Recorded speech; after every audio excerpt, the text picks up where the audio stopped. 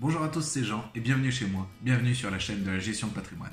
Vous le savez, l'objectif de cette chaîne va être de vous aider à gérer votre situation personnelle et familiale, et ce peu importe le montant de votre patrimoine. Alors le sujet du jour va être, oh alléluia, le PEA. Alors le PEA, vous savez sûrement ce que c'est le plan épargne en action. Donc c'est en fait un plan qui permet d'investir en action. Et c'est un plan qui est très connu parce que par exemple je cite un article du Revenu qui dit le paradis des investisseurs en action. Parce qu'effectivement, fiscalement, le PEA est très intéressant. On va voir tout ça dans le détail dans la vidéo qui va nous expliquer enfin ce qu'est le PEA.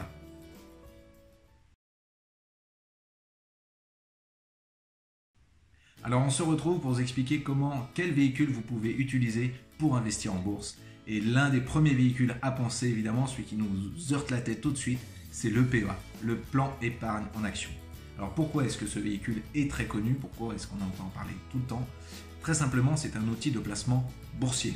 Il est ouvert uniquement aux résidents français et il comporte pas mal d'avantages parce qu'il est ouvert uniquement à certaines catégories d'entreprises qui sont les entreprises européennes. L'idée du PEA, pourquoi est-ce que l'État a développé le PEA, ça a été de pousser les investissements vers les entreprises au début françaises puis européennes pour motiver les gens à investir sur ces actions. Donc typiquement, si vous souhaitez investir à l'étranger, vous ne pouvez pas avec le PEA.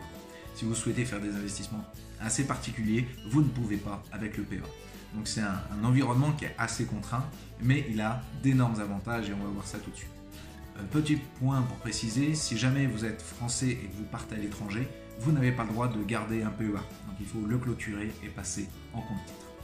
Le PEA est aussi ouvert, c'est uniquement un compte par personne. Vous ne pouvez pas ouvrir différents PEA dans différentes banques.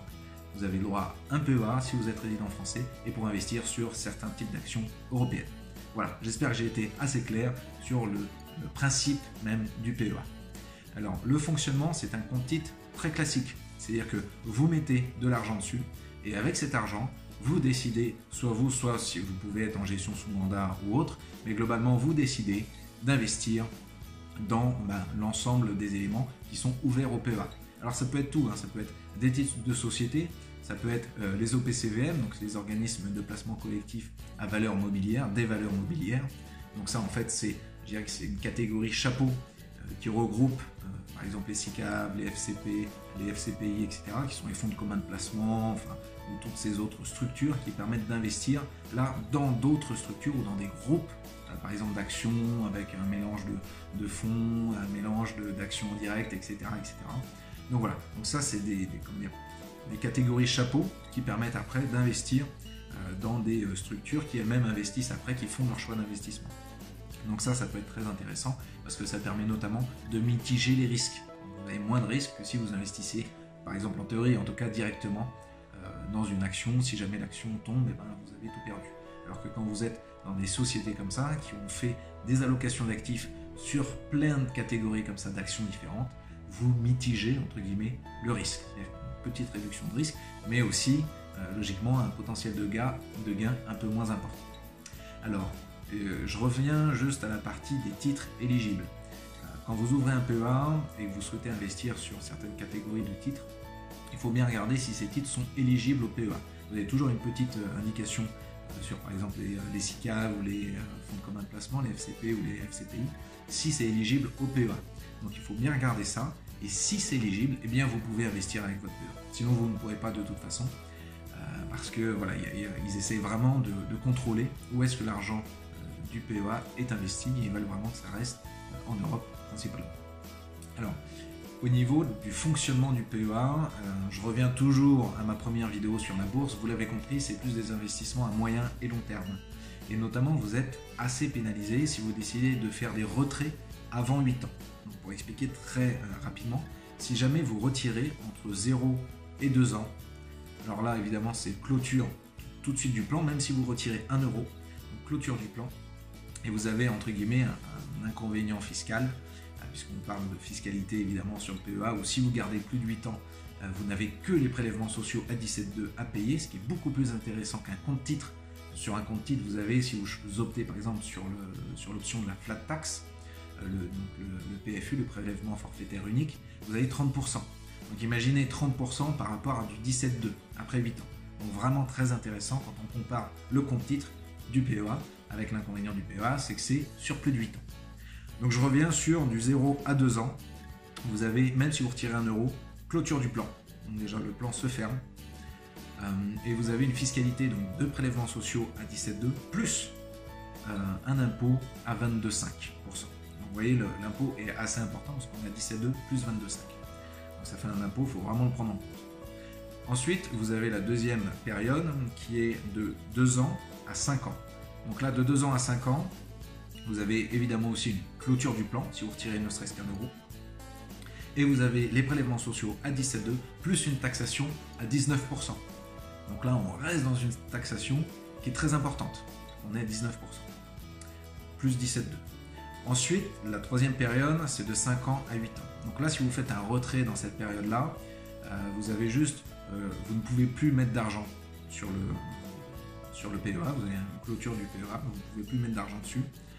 Par contre, vous n'avez plus que les prélèvements sociaux, donc à 17,2. Donc là, fiscalement, ça reste intéressant. Par contre, vous n'avez plus accès à votre PEA. Donc, il faut bien réfléchir avant de retirer de l'argent du PEA. Et la dernière période, c'est au-delà des 8 ans. Donc là, si vous pouvez tenir au-delà des 8 ans, là, je dirais que c'est le Graal, c'est le bonus. Vous avez à peu près tout ce qui est possible d'avoir. C'est-à-dire que vous pouvez après faire des retraits sans que ça entraîne la clôture du plan. Par contre, vous ne pouvez plus remettre d'argent dessus. Mais le plan est toujours actif et est toujours présent. Donc vous pouvez toujours faire ces retraits, toujours profiter de la fiscalité. Et la fiscalité au-delà des 8 ans n'est plus que sur les prélèvements sociaux. Donc on ne se retrouve plus qu'à payer 17,2% d'impôts sur les plus-values que vous réalisez dans votre PEA. Donc pour reprendre, vous avez 4 périodes, de 0 à 2 ans, de 2 ans à 5 ans, de 5 ans à 8 ans et au-delà de 8 ans. Toutes les périodes qui sont avant 5 ans, vous avez une fiscalité qui est très mauvaise par rapport à, par exemple, par rapport au compte titre qui est à 30%. Puisque vous avez des prélèvements sociaux, plus soit 22,5, soit 19% d'impôts. Après 5 ans à 8 ans, là la fiscalité est intéressante puisque vous n'avez plus que les prélèvements sociaux, mais vous avez une clôture du plan. Et après 8 ans, c'est là que c'est vraiment l'optimisation maximale du PEA, où vous avez l'avantage où le plan ne se clôture pas, vous pouvez retirer de l'argent, et sur l'argent que vous retirez, vous n'avez que les prélèvements sociaux. Donc très intéressant, le PEA est vraiment un véhicule, je recommande à tout le monde de l'ouvrir. Souvent les banquiers ou les professionnels vous recommandent pour prendre date d'ouvrir un PEA. Je les rejoins, ouvrez un PEA même si vous ne mettez rien dessus et que vous n'investissez rien en actions ou auprès des fonds de placement. Mais vraiment, ouvrez un PEA, prenez date, ce qui va vous permettre après de profiter de la fiscalité. Attention cependant à ne pas mettre d'argent où vous aurez potentiellement besoin avant les 8 ans, parce que là c'est beaucoup moins intéressant. Donc ouvrez le plus vite possible, ne mettez que l'argent où vous pouvez attendre 8 ans avant de le toucher, et là vraiment c'est un outil qui est extrêmement puissant. Donc voilà, j'espère que j'ai été assez clair sur le PEA. Vous allez voir si demain vous souhaitez souscrire un PEA. Il y a différents types de PEA qui existent. Donc il y a le PEA classique, donc il y a le PEA capitalisation, il y a le PEA PME, qui est encore plus centré sur les PME, alors que les autres ça peut être des grosses entreprises européennes, alors que là c'est plus des PEA PME.